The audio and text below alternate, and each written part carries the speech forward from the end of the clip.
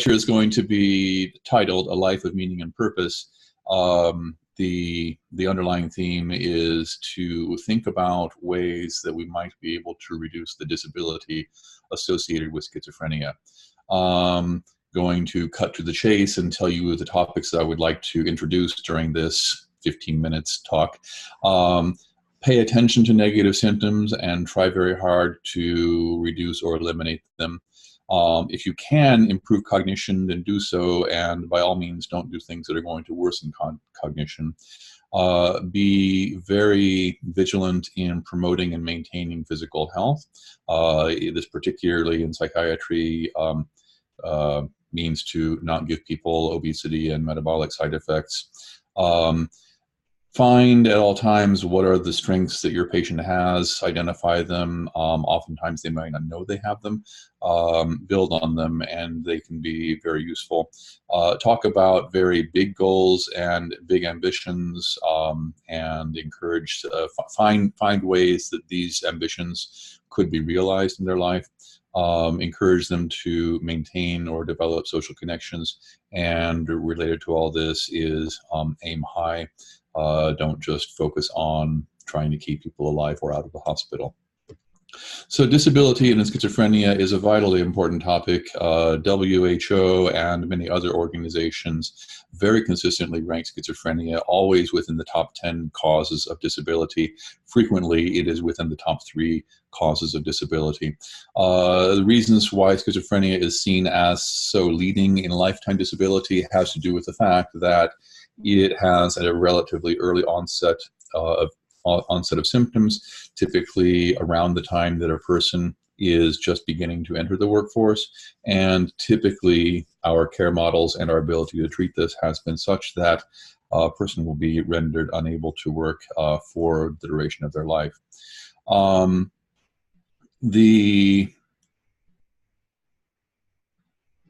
Whether schizophrenia needs to remain as a top 10 cause of disability is an open question, and I would assert that at least some of what continues to make it a disability is a pattern of essentially circular reasoning, in which we've historically seen schizophrenia as a very severe debilitating illness. This reduces the capacity of healthcare systems to strive for full recovery, and since the healthcare systems are not typically geared toward maximal restoration of function, then we don't achieve that, and so you set up this cycle, this sort of closed and vicious loop. In addition to just the statistics on whether or not a person is able to work, alarmingly, many people with schizophrenia are lonely, and are solitary and are demoralized. So I think we can do a lot to, if we can't get people back to work or school, we can certainly, and we certainly can and we certainly should, do everything to try to restore hope and purpose and meaning to lives. So getting down to specifics of what actually causes disability in schizophrenia, what I call big science is focused on 3 primary, the 3-factor model of schizophrenia: positive symptoms, negative symptoms, and cognitive symptoms. It may surprise some people that in large-scale analysis, positive symptoms contribute very little to disability burden. They account for only a small portion of the variance in disability.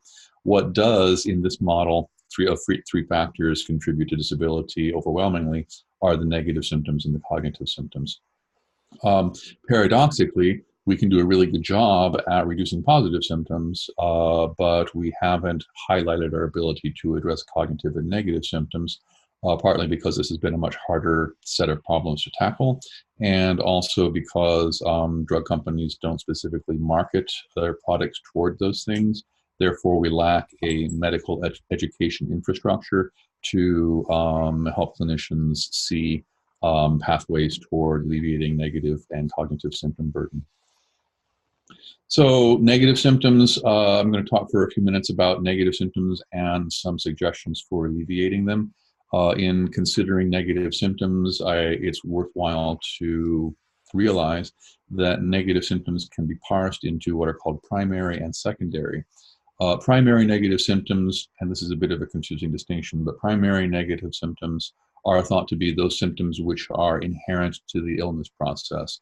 So it's theorized that circuits that serve reward or anticipation of reward are hypoactive. This would be a illness-associated impairment in reward anticipation, thus a primary negative symptom. But a variety of negative symptoms are secondary. There are consequences of either the illness itself. So a person may detach from friends, become socially isolated, and the isolation leads to lack of opportunities for engagement, and thus creates a cycle secondarily that resemble negative symptoms.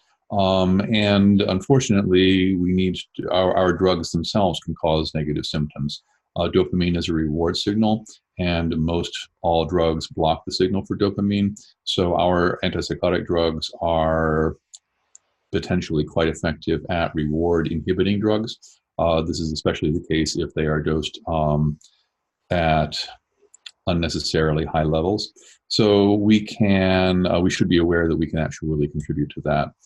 So how to address these things?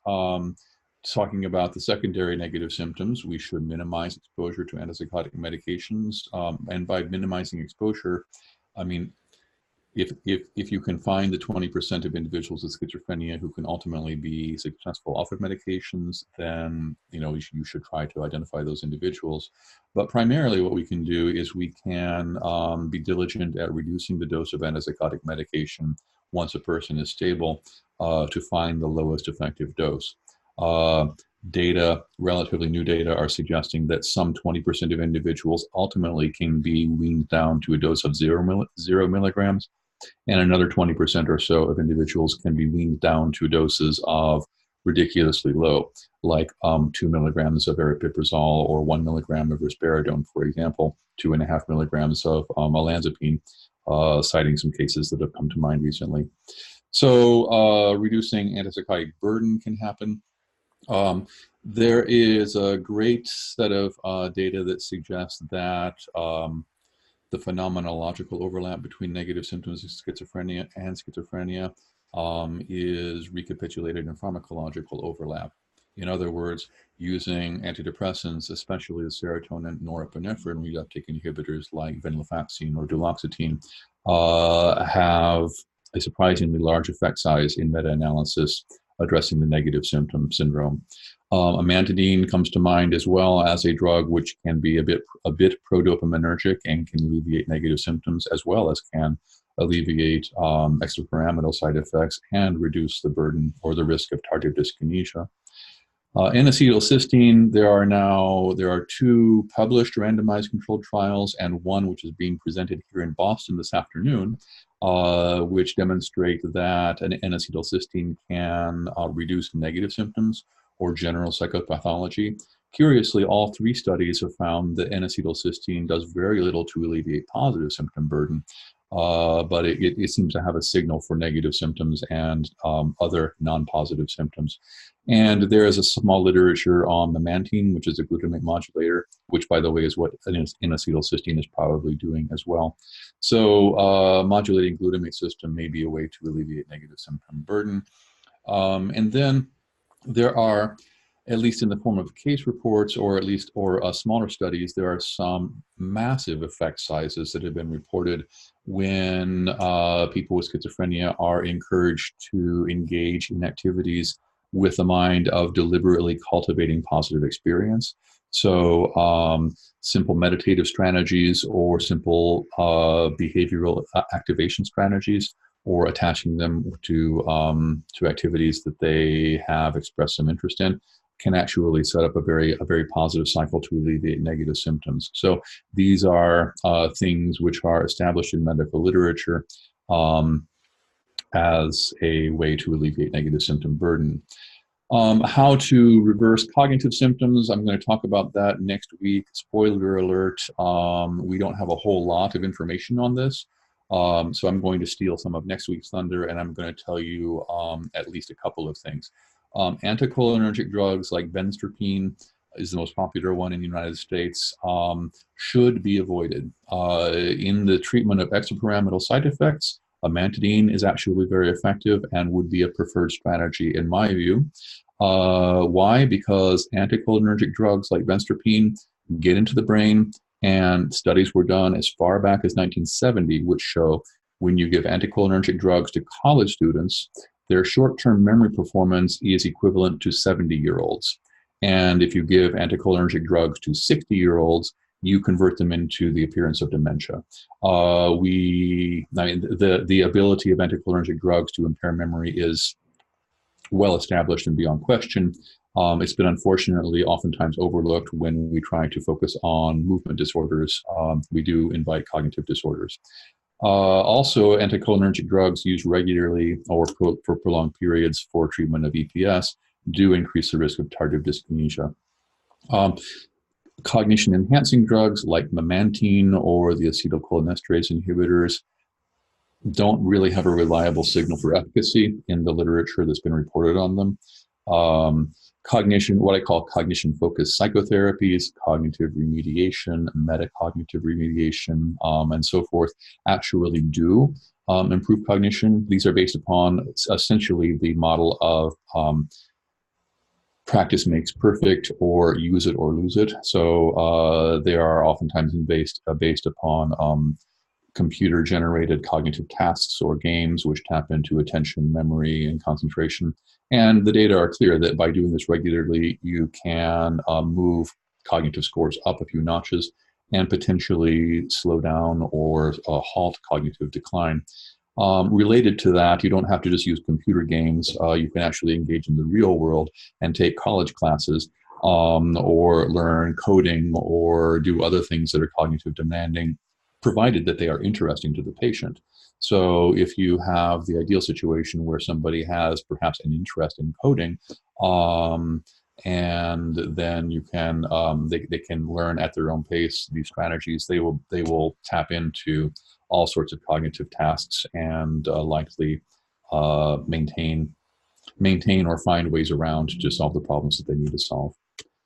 Prioritize physical health. Surveys of individuals with schizophrenia fairly commonly point out that they're very much concerned with physical health status. Being bedridden is disabling. Being in the hospital is disabling. Dying 20 years ahead of time is disabling. Having arthritis is disabling, and arthritis coming from weight gain and so forth. So we can do a lot simply by helping people to avoid extrapyramidal side effects and helping to avoid metabolic side effects. We can also and we should make sure that there are ways that our patients have good access to primary care, because if physical health deteriorates, then a lot of other things follow. So attending to physical health is important. Identify and build on client strengths. Many individuals with schizophrenia, data suggest, especially if symptoms have arisen relatively early in life, tap into cultural messages that equate to hope is lost and you're going to be a disabled person. They take on an excessive patient role and have a lot of internalized stigma. Therefore, this will cloud awareness of their personal strengths. But data on character inventories or personal strengths inventories actually really show that character strengths that are present in the general population are present in people with schizophrenia to roughly the same degree. The same proportion of different attributes are found. And many of these attributes are actually associated with higher levels of recovery. So it's important to find out, to look for these strengths, reflect on them with our patients. And, in fact, the basis of supportive psychotherapy is to find out what is working well in a person's life or psyche and use the good parts to build them up to then help the parts that are needing assistance. It's really important to help people to identify goals that just are other than not being in the hospital. I put up this quote by Viktor Frankl. Most people are aware that Frankl was a psychiatrist. He was also imprisoned in a German concentration camp, so he knows a lot about adversity. And he was pounding the table for the fact that a fundamental human need on par with food, clothing, and shelter is meaning and purpose. And he observed that people that were clear about why they were there on planet Earth did much better in the most extreme circumstances. And we should take a page from that brand of psychotherapy and apply it to every clinical problem in psychiatry, most especially to schizophrenia, because life goals matter. Life goals are associated with higher levels of recovery, treatment adherence, and so forth. Meaning in life is a major determinant for well-being, and we're in this business to improve well-being after all. So a slide as an aside, what matters to people, achieving life milestones, feeling safe, having meaningful activities, and meaningful relationships. Medications with minimal side effects are really the only thing that affected people's psyche that is related to the realm of pharmacotherapy. Everything else are things that we need to be thinking about, which in modern era psychiatrists are often not given time and space to think about. But it's very worthwhile to think about these things, and or to have people involved in treatment teams be aware that these are the goals that we should be shooting for. Social skills training is important and effective, and people that have retained or developed or built social skills or social competence have better outcomes. So we should focus on that. Factors that accelerate recovery from mental illness, self-efficacy, hope in future, and meaning in life. Again, this actually used to be the bread and butter of psychiatry, and I would assert that we still need to keep that in mind in addition to using medications. And, you know, so anecdote, I interviewed at a clinic one time, and the manager that was taking me around confided in me after I had said, I know some of the, I said, I've consulted on many of your patients, and from what the patients tell me, I gather this is a very busy place. That's all I said. And the manager of the clinic says, yes, we are just overwhelmed, and we have all these things, and we basically just focus on keeping people out of the hospital and keeping them alive.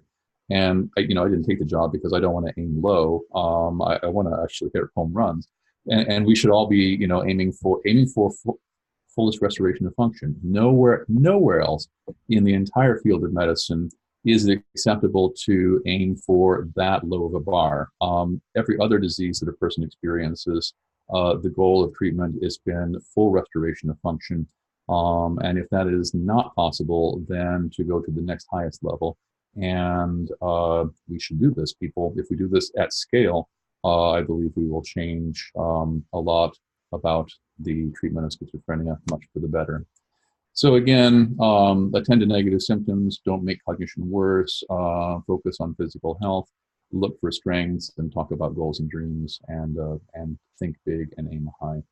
So those are my comments here. We'll send out PDF, or this will be available on sconsult.org. These are some references that I cited in today's talk. So